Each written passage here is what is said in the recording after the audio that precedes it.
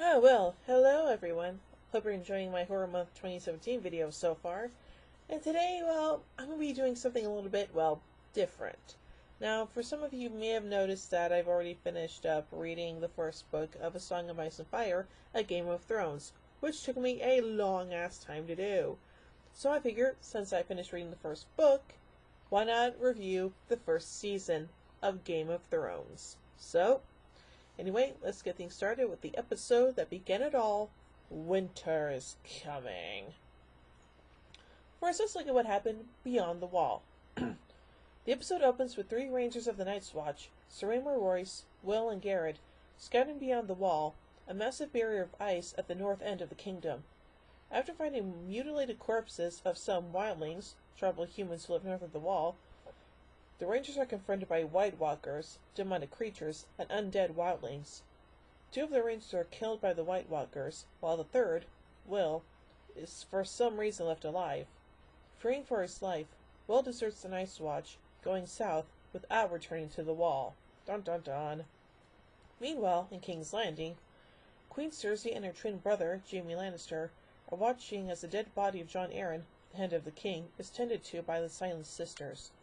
They discuss whether he revealed any dangerous information regarding the two of them to anyone before his death. Jaime assures his sister that if Arryn had spoken to anyone, they would have already been executed. Meanwhile, in the north, after the opening sequence, the Starks of Winterfell are introduced, including Lord Eddard, Ned Stark, his wife Lady Catelyn, Cat Stark, and his 5 children. Their heir, Robb, the eldest daughter Sansa, young daughter Arya, 10-year-old son Bran, and youngest son Rickon.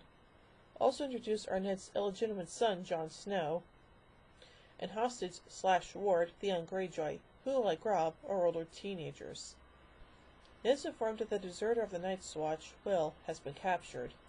Members of the Night's Watch are sworn never to desert their posts, upon penalty of death. Ned takes his sons to witness Will's execution. Will reports repeatedly that he saw White Walkers, but nobody believes him. The young man faces death bravely, admitting that he should have gone back to the wall and warned them. Ned himself passes sentence and beheads him. When Bran asks his father about the Rangers' talk to White Walkers, Ned dismisses it as a madman's ravings, insisting that the White Walkers have been considered extinct for thousands of years. Sure. Upon their return, Ned finds a dead stag, sigil or seal of House Baratheon. A bit farther, they find a dead direwolf in her surviving pups. Noting that the direwolf is a sigil of the Stark family, and there are as many pups as the Stark children, even albino rent for Jon, they take the pups in as companions. Aww. And I'm sure all of them will grow to be, and I'm sure all of them will live happily with their owners. Back in Winterfell, Catelyn informs her husband of a letter announcing the death of Lord Arryn, Eddar's oldest friend and Catelyn's brother-in-law. An additional message reports that the king himself is coming to Winterfell. Winterfell receives the royal court, including King Robert Baratheon, his wife Queen Cersei, their 3 children, the heir Prince Joffrey, Princess Marcella, and the youngest Prince Tommen, as well as Cersei's twin brother, Jaime Lannister, a member of the Kingsguard, and the younger brother, Tyrion Lannister, a dwarf known as the Imp. As Robert pays his respects to Lyanna Stark, his late fiancée and Ned's sister, Robert confides to his old friend that he doesn't trust anyone around him. He decides to name Ned as the new Hand of the King, and to solidify the alliance between the two families, he suggests that Ned's daughter Sansa be betrothed to his son Joffrey. Oh, I'm sure it's going to work out beautifully. At night, Catelyn receives a troubling message from her sister, Lord Arryn's widow. She suspects her husband Jon was murdered by the king's in-laws, the powerful Lannisters. Ned, who at first was reluctant to accept the position of Hand of the King, does so in order to protect his old friend.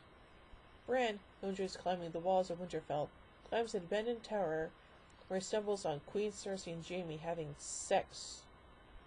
Oh my. To keep the incestuous relationship a secret, Jaime shoves Bran out of the high window. Meanwhile, across the narrow sea in Pentos, exiled Prince Viserys Targaryen plots to overthrow King Robert and reclaim his father's throne.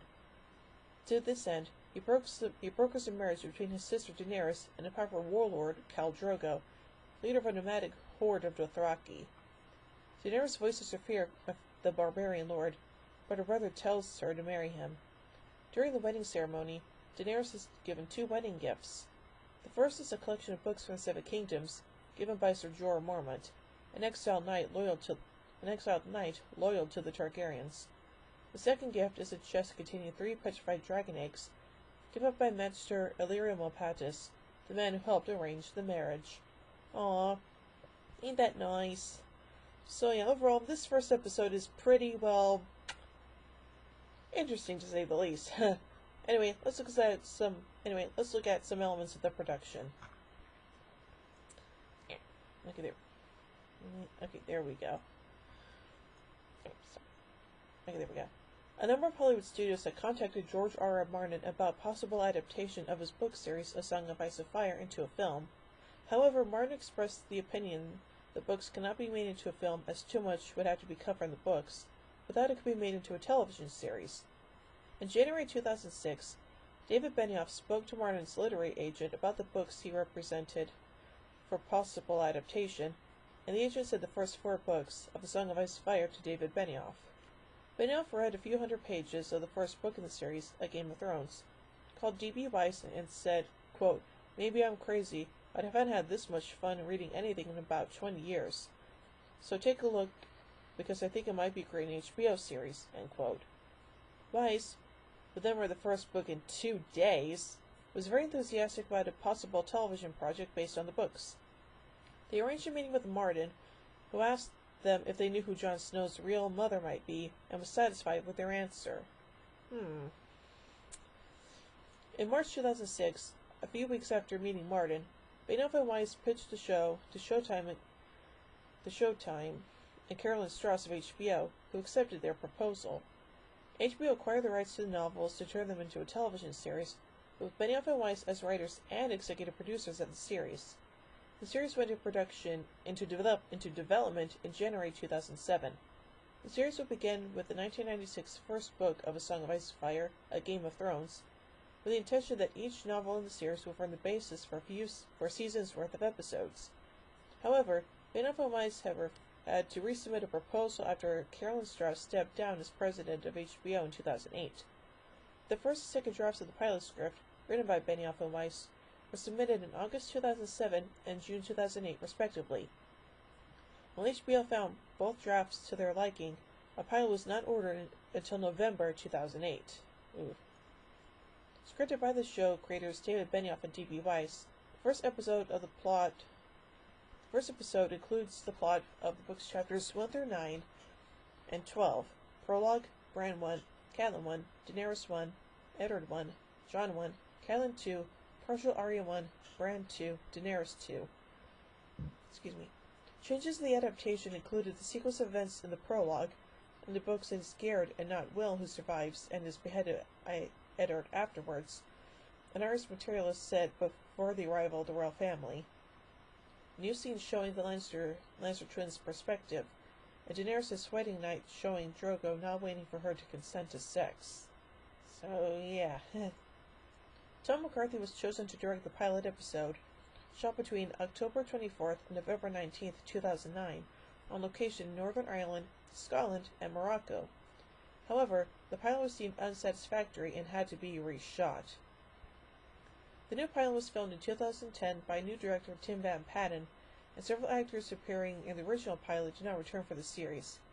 Tamsin Merchant was replaced as Daenerys Targaryen by Emilia Clarke, and Jennifer Anehill was replaced as Catelyn Stark by Michelle Fairley.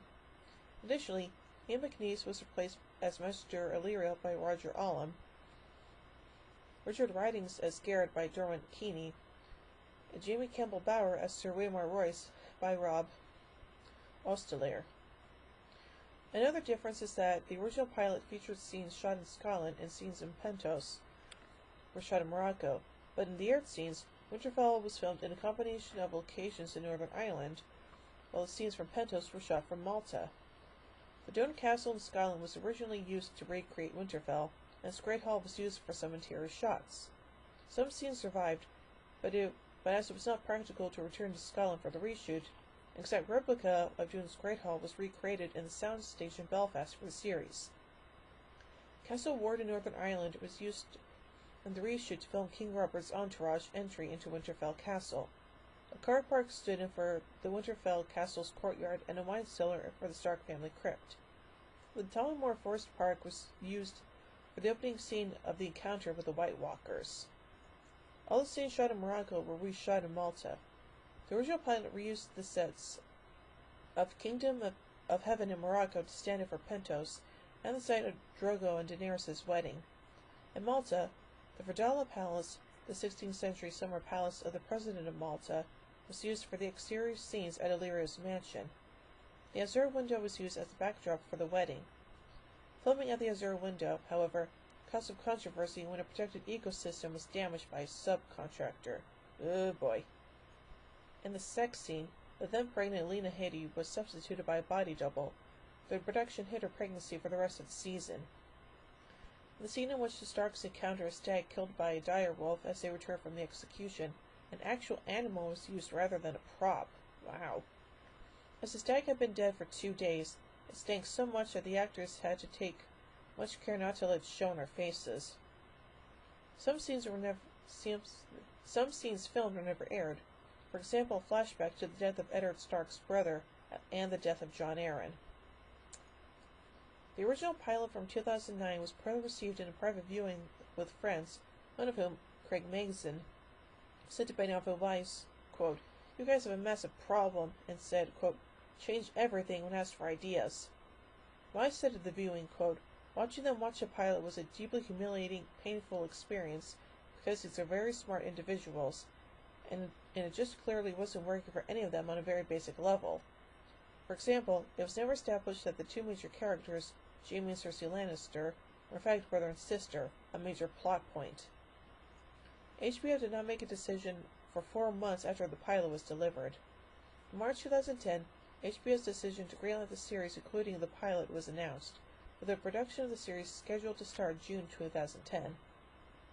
HBO, however, demanded an extensive reshoot of the pilot and wanted all the scenes from Morocco scrapped. A cameo appearance by George R. R. Martin as a Pentoshi nobleman at Daenerys' wedding, filmed in Morocco, was therefore also cut. In all, 90% of the pilot was reshot in 2010, with some cast changes and a different director. The original pilot remained unaired, although some footage from the original pilot was used in the first episode. This includes tons of scenes with Catelyn. Michelle Fairley's footage as Catelyn was inserted over Jennifer Aniston's performance. Will's Ride Through the Woods, retained though also portrayed by a different actor, most of the feast at Winterfell, and Ned and Robert's scene in the crypt. That scene is one of a few to be filmed on 35mm film, and consequently slight film grain can be seen in the HD version of the episode. So yeah, that's pretty interesting.